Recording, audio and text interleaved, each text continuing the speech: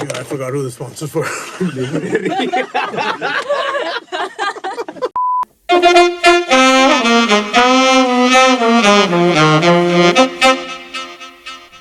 Very excited. It's Boxing Day. Well, the time of recording. Of course, people watch it whenever they watch it. But I like to give context so people know what we're talking about. So we're recording on the 26th of December. Check your calendar. That Just sounds check right the to me. date. Yeah. 26th December, Boxing Day. That sounds right to me. Melbourne Test match is on as we record. I'm very excited about that. I want to ask you about cricket. I know you hate the game.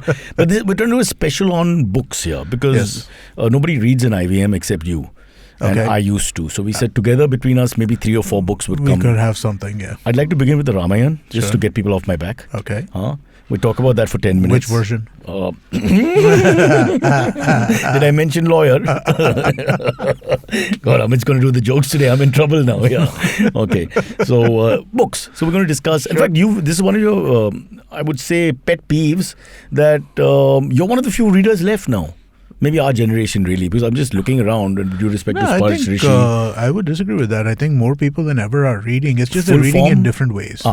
So, like the company that acquired us, Pratilipi, our mothership, if you will. Well done. Right? Saved the ball. Thank you. Well done, goalkeeper. But no, I mean, like it's serialized novels mostly rather than like, single. Don't want to use the word abridged, but yeah. No, it's not abridged at all. It's they're actually really, really long, but they're serialized. So they release like, how Charles Dickens used to it's like an EMI version of reading. Exactly. Charles Dickens, I mean, like, that's how he newspaper, he used to do bits. newspaper bits. Every week there would be a new. Conan Doyle also. I think Conan Doyle did that as well. So, I mean, like, this is how it used to be. And it seems like there's some going back. Man Ki Baat is also vaguely like that. You get one episode and then you put it together over a long period of time. Yes, and it's all audio. Coherent. Audio. Pratilipi is also audio now. So I'm just trying to. Pratilipi has some audio. Got to do the dots. But I think it is more people than ever are reading. I think that is without a doubt, right? I stand corrected. Yeah, it's just what are they reading? What I do miss, but we'll come to that. What I do miss is the fact that we don't see people with books as a body language thingy, Now at the airport, for example, I was recently at the airport and I'm just looking around. In the 90s, everyone carried a book regardless of reading or not, because you knew that at some point you may need the book even if you don't really like reading. So I have not bought a physical book since 2013. I mean, like, I read 50 books a year, but I have not bought a physical book. Yeah, it's all on my Kindle or my phone or some other app on my phone or something like that. Like, there are. If your Kindle stops working, do you sing the song "Kindle blew out long ago"? Legend never will. This is why I have 3, so that it never goes bad. Ouch! You got an answer for everything today. Come prepared. Yes. All right. So anyway, the whole idea of this thing is, I interrupted you immediately as you were coming to the quality of the books they're reading, etc. So, as a reader, 2022 has passed. I know it's a tough one to remember exactly what you read when, but this is a review.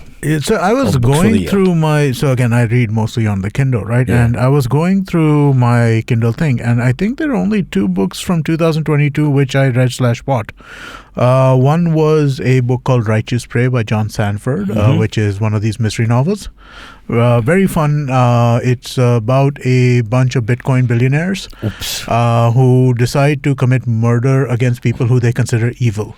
Yeah. And then it's about how the cops try to catch them. One of the guys called Freed. Freed. Isn't he the guy in the middle of the scandal? It's pronounced Freed. Freed is SBF. Yes. Okay. Yes. Kill the moment, though. Yeah, okay. The fact that we were fumbling and stumbling. Yeah. The timing has gone out of the window. Well, he's different, right? Because he's just a thief. In these cases, they're not thieves; they're murderers. Well, what's his name from Shark Tank? Kevin O'Leary was defending him because he's a brand endorser of that. So I think what. Again, I think what the guy said, right? I saw him on like a CNBC interview when this stuff just came out. And what he said at that time is that, we don't know enough about what happened. If it's actually fraud, then he should be going to jail. Yeah. But if it is just... Speaking from both sides of the mouth. Yeah, essentially. Also, honestly, that's a bit of a fact. No, it's fraud, dude. There's just no getting... Yeah, dude, he took money from one... so you have money... It's like... The Bombay Stock Exchange having a whole bunch of demat shares in there, which are stored in the exchange and have not been finally settled yet, and decided to, let's sell this and give it to some hedge fund to to manage that money. He played with the money. Okay, There's no question about it. So it's just straight up fraud. There's no question. I thought that would be okay. But it's called Jagad. Okay, sorry. So John Sandford. John Sandford, Righteous Prey. And the genre, just explain for those who, what kind of, as when you say mystery, is it like murder mystery? So John Sandford has been writing this character called Lucas Davenport for over 30 years now. I think the first book came out in the late 80s, early 90s. There's a book a year. He's a Minneapolis homicide detective and has gone through various different career changes. He's now a U.S. Marshal. I said, wow, because you're an Indian who can say Minneapolis. Oh, okay. I had a guy who was in a university there and he was in Minneapolis and all that, and you could understand what he was saying. I have a lot of practice with Minneapolis recently. Your American twang helps a lot. No, also, my niece just got engaged to a dude from Minneapolis. So you better get that right. Were you the MC? Yes. Guys, we're here in Minneapolis. Next to Bhayandar police station. But it's a fun, like, it's really, really dark, but it has a ton of humor in it, which is why I really enjoy it more. So this Luke guy is who? The protagonist? Lucas Davenport is the protagonist. He is again, like a detective sort of figure? He's a detective. He's a fantasy figure. He's not realistic in the sense that he is this brilliant at everything guy. Do they go with the Sherlock Holmes way? He's a Sherlock Holmes, but he's not just a Sherlock Holmes. He is a super wealthy, self-made Sherlock Holmes. He apparently became like a guy who wrote... he got kicked out of the police department for 2 years, and in those 2 years he wrote software which all police departments use to train... the irony, of course. Correct. And but basically he's like the super wealthy cop. Is it like me designing some sort of mobile instrument for transport of VIPs? Yeah. After all that, if I give back to that community by giving them a way to go even longer distances and cause even more traffic jams. I think that. But discussing over the years with you, I think this is one of your big things is that, and you like it like a fan who wants to get to the head of the author and look at all the the combinations and permutations of that entire plot, where it's going, how it's going, who done it, if it's a who done it, or whatever the I enjoy mysteries. I think mysteries are. No, what I mean is not for lazy people. There are certain minds who just, oh my God, there's too much. But you sort of really get into the whole thing. I do enjoy mysteries. I think the thing about a well-written mystery is it has to be really tightly written. You can't. So I enjoy a bunch of different books. I enjoy mysteries, which are really, really tight and well-written. I enjoy fantasy, which is more poetic and stuff like that. And I enjoy non-fiction kind of. Amit's fantasy, my fantasy is so different. Yeah, really. When he said fantasy for a minute, I thought he was going to go somewhere else. I'm not going to go there. But it's nowhere close. No, it's not. I enjoy your bog standard witches and wizards and dragons. Sci-fi. It's in that supernat. No, so both of them come under a common guise of speculative fiction. Yeah. I enjoy the fantasy side more than the sci-fi side, but I do read the sci-fi side a bit too. All right, because I know, like my mom is a huge fan of the whodunits and all. Of course, we go back to all the dated classical authors. But it's, all of them are really good, man. Raymond Chandler, your Earl Stanley Gardner for Perry Mason, James Hadley Chase, who did like all of the kind of like crime noir stuff. Exactly. So I'm saying it's an evolved version of that. It is. I love. There is a long-standing kind of this to it. For Indians, there's Detective Premchand on television, path-breaking show with Pankaj Kapoor in the 90s. He was a detective with a carrot. It was really good, though. It was a good show. It was well-constructed. We couldn't give a cocaine addiction to him because of our parampara and Sanskriti. Of course. It's written in Article 307 will tell you very clearly that carrot, carrot is fine, vitamin A, makes sense. Not vitamin C. That was terrible.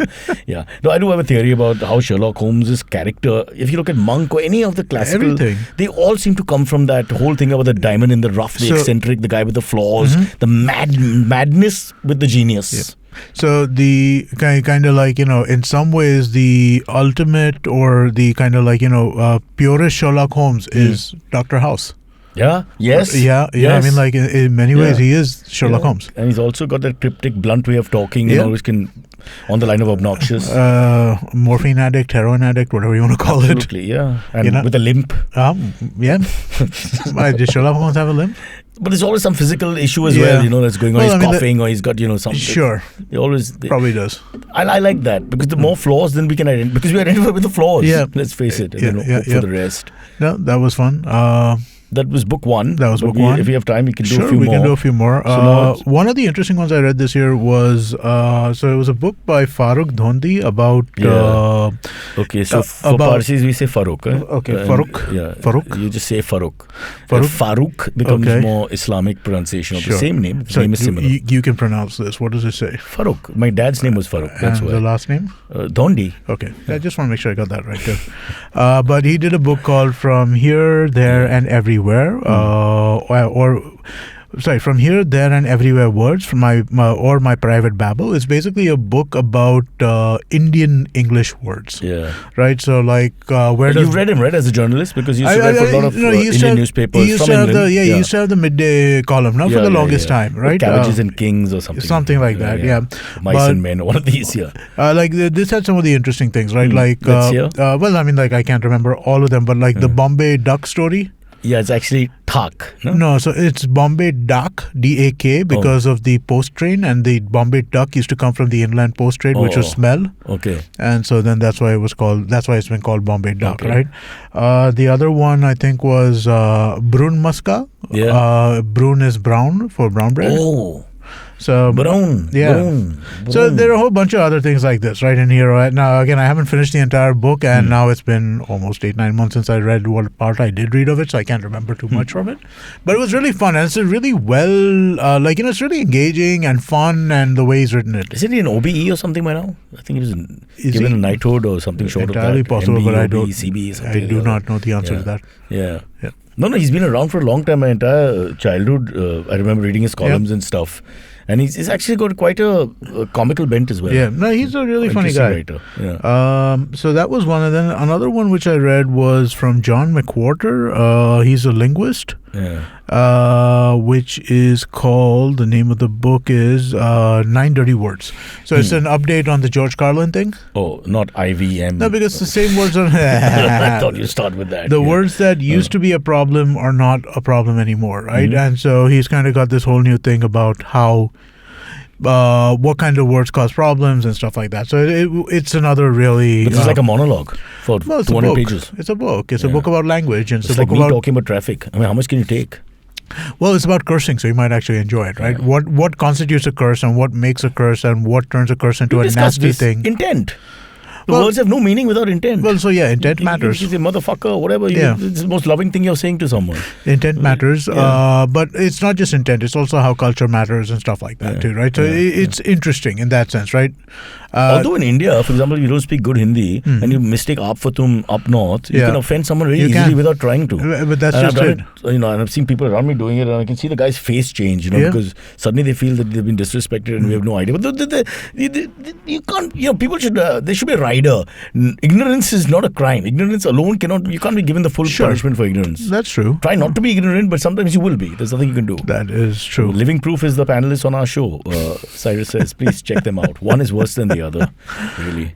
Cool. I got another one which was really interesting, actually. So this was Quentin Tarantino wrote a book which is Is it Pulp Fiction? No, as in the genre? It kind of is. So it's expanding on the movie Once Upon a Time in Hollywood. Which is his favorite of his movies. It's a great movie. I've seen it 3 times in the last... No, but his quote is that this is my favorite Quentin Tarantino because film. It's really fun. It really is fun. I can see that. One, but so it is long. It's not 4.5 hours, but it's 3 hours. But I think also it is it's the point in time where he grew up, right? Yeah. So it's from like the 60s and like early 60s kind of Hollywood, and that was when he was growing up. Yeah.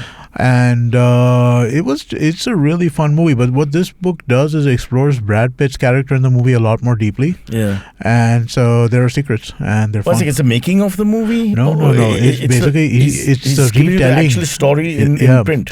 It's a retelling, but in much kind of larger detail, right? Like, so for example, if you watch the movie, there's this big poster of Leonardo DiCaprio in their parking lot, right? And they get the backstory of how that came about and what that was and stuff like that, right? So that's an interesting take. Whether the movie, because you can't say for sure either way. Yeah. The movie justifies the book or the book justifies the movie. Which one is the more comprehensive in terms of So pleasurable read or whatever. The movie is the original piece of art. The book allows for more expansion, right? But this is reverse, right? He's expanded on the movie. He's expanded on the movie. Normally the book comes first. He's had a script, and then he's had a movie, and now he's written a book around the movie where he's elongated. So there is there is a universe of Star Wars novels. I don't know if you're aware of that. They come out after the movie? But it doesn't even have anything to do with the movie, right? Wow. They're just basically based on same characters, similar characters, which just That's go like off. Indian politics and democracy. It's just it's just there. Yeah, but there are literally hundreds of these, right? And but isn't that also your thing? The sci-fi, the hardcore sci-fi, the classical ones. Like so again, the question: if you call, but what else can we call them? And now they're dated. So Star Wars is not. My daughter doesn't know. Well, she knows now. Yeah. But the whole original cast and all was lost to them initially. So that's interesting, right? The popularity of for people our age, right? The movies that came out in the 2000s, we're like, these movies are shit, right? But for younger folks, they love those movies. They don't care about the older movies. Yeah, well, let's face it, if you need SFX, then our movies look bad, yeah. Well, suddenly you see Chewbacca, whatever his name is, actually looks like my neighbor. So again, there's this thing called the uncanny valley when it comes to movies, right? In the sense of as long you don't mind if it looks totally fake, but if it looks kind of real, it pisses you off. Yeah. It needs to be fully real. Then there is a point between realism and where you're just like it like you have an understanding with a bad filmmaker that look, this is all I could do. So you can just take that leap. If you there was a Tom Hanks movie called The Polar Express, which came out probably about 15 years ago, and that's considered to be the utter example of the uncanny valley, where it just watching it makes you feel uncomfortable because it's very realistic but not totally realistic, right? And that when it gets into that, it makes you uncomfortable. It's the Polar Express, not the Polarizing Express. Okay. Is, different. It's a story for another day. I would not even bring it up today. Boxing Day and all. One thing also, I think now that you have said that, I'll just mention this, right? Are you going to go into a controversial book? No, I'm going to actually just shout out a few of our podcasters who have written books in the last year, right? I was going to talk about so Vishwas Nagre Patil above all. Okay. What a fantastic story. Well, so he's a guest. He was a guest on the show. You're talking about IVM employees not employees, but fellow hosts of yours. Who moonlight. They do other things. But they shouldn't be. Yeah. So, Vishwas Nagre Patil, the 2611 book was amazing. No, also we met him and he was just fantastic. I was amazed at his story because there's no arrogance at his achievements and where he comes from and the culture clashes and all this, that and the other. And he's had lots of, I would say obstacles, but more, it's like ridiculous the path he took and how he took it, etc. And then, of course, the crowning glory was what he did to stand up against these evil monsters or whatever you want to call them. But it was very, I think for once in our little space here, he was like a star. Everybody was starstruck with him. They were like, really happy. I mean, this is real hero. When are you going to meet a real hero material, actual, in the flesh? It doesn't happen that often. There Never. aren't that many of them out there. Except for him and me, I can't think of sorry, I apologize. No, he was great. He was fantastic. And the book is written by him. Because the way he talks, and if you read the book, and I read the book in like 3 hours literally. So it was just coming out of my head. And it was just exactly the same person. Every story, was very much part of his existence. So it was very much his soul in the book. That's awesome. And that's hard to do. Very hard to do. Yeah. It's almost like people get detached and become something else when they write or whatever.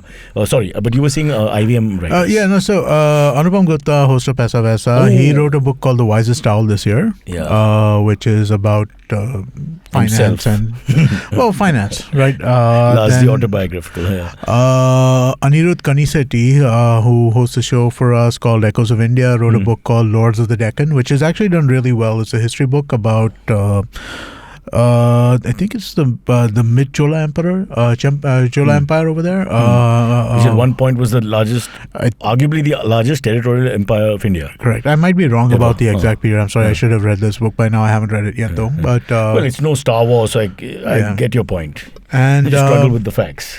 And our friend Ambi Parmeswaran, he wrote a book called All the World's a Stage about personal branding, which has also been really, really well received. So I mean, like all three of them have done really well with their books. And thanks to IVM, they were able to come out with these books. No, it had nothing to do with IVM. It had to do with it had to do with the fact that they actually sat and wrote a book. After 6 p.m., it's not something indulgent. Unlike Sparish and Rishi, Rishi's right now watching La Liga matches instead of paying attention. Is is... No, I'm just saying that to piss him off. Right. Nothing is on. Today they're resting. Not today, meaning it's 26th December. A few days have passed since the World Cup final. Yeah. So, shall we quit while we're ahead? Yeah, I think so. But there was one book, if you have time, I want to mention, which I thought was fabulous, was this lady called Seema Anand. Unfortunately, we couldn't get her in the flesh. We had to do it online. And she wrote this book on sex. Okay. And they're cracking up here. But it was fantastic because I just think that book was just... It's written from a woman's perspective. Right. It's written for men and women. Okay. It's everything that you need to know. And I honestly think that it should be compulsory reading. For young men of a certain age, 100%. Okay. Like 100%. And it's more than just sex and penetration and things like that. It's, sex is almost just like the culmination of everything, I mean, how to talk, respect, behaviors, the interactions. I mean, at the end of it, you just come with a whole new perspective. Okay. Not to mention that I have not been able to pleasure any woman my entire life. And by page 94, I realized why. Okay. Yeah. All right, cool. It's a great book. I haven't read it. I should read it. Yeah. I have not. I wish they promote these books also for more openness in our society and a sense of men and women not, looking the other way and acting embarrassed. Important conversations. Yeah. Agreed. Yeah. Don't wait till you're 57 before you get things vaguely correct. You're not 57, are you? Soon. It's a matter of time. Okay. By then, India may play football in the World Cup. Okay, cool. I'm just looking through this. If there are any other books this year that I read that I feel like... I started reading Perry Mason again, which is always cool. But you've read all. I read all of them, but I read all of them when I was in school, man. But if you know how the end is and... Do you remember the end of these things? I was in school. That was literally like 30 years ago. But something on page 39 you might suddenly remember. Then what? You abandon it? Well, I mean, like... You do or you don't. I mean, like, it's like watching any of these mystery shows again, right? Have you never watched like a Law and Order episode a second time or a... But if I don't pick up the thing, if I do pick up, then I stop immediately. I don't think I've done that. I think I kind of go through... It's like dating the same person again. Now, once you remember it's the same person, you stop. Of course, it's called marriage. Sure. Can't really get out of it. But, Another one which I read this year again, or I started reading and I didn't, is Shogun by James Clavell. Have you ever read that? If I say no, will I look stupid? Well, I mean, I don't know. It depends on what you think of as So stupid. I'll do the Indian thing. I'll say yes, but I'll do this. Okay, cool. Yeah. So James Clavell does this thing called the Asian Saga. He's written a number of books about this, and Shogun is one of them. Shogun, the Kung Fu... so it's not Kung Fu. This is samurai. Sorry. This is samurai stuff. But so he's written this Asian Saga. So he's written a book.